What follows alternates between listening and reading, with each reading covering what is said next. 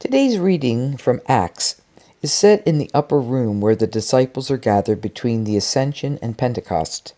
About 120 persons are there, a symbol for the full number of the disciples. In the preceding verse, Luke lists as present the 12, along with the women, presumably Mary Magdalene, Joanna, Susanna, and the many who came up to Jerusalem and witnessed the crucifixion, saw Jesus laid in the tomb, and discovered it empty. Jesus' mother and his siblings are also there.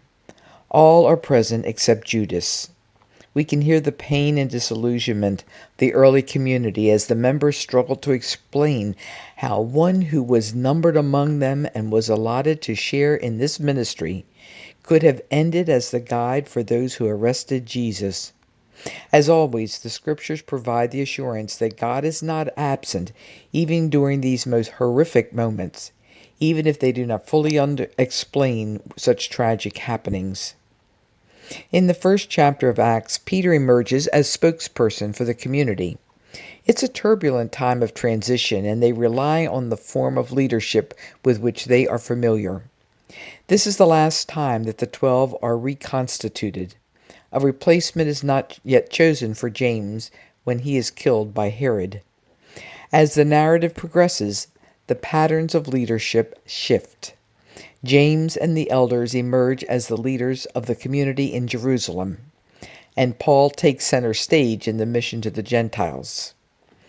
In the Gospel, we are in the middle section of Jesus' prayer during the last discourse.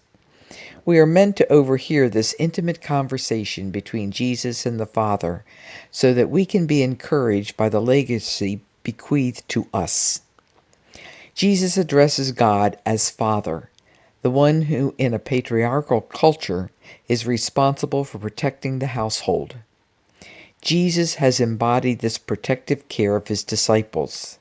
His strong arms enwrap them like a father who fends off all threats to his children's well-being, or a mother who enfolds her little ones, shielding them from all harm.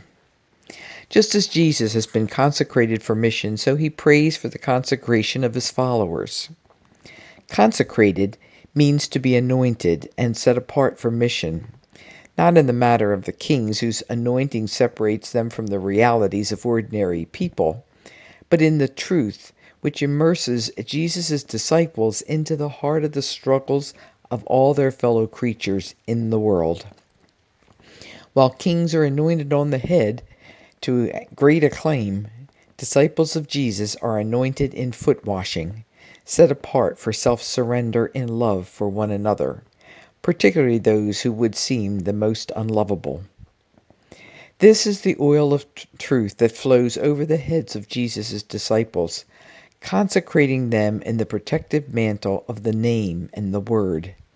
Just as Jesus' anointing by Mary strengthened him to face death, the consecration of his followers allow them to face hostility and hatred as the birth pangs give way to complete joy in new life.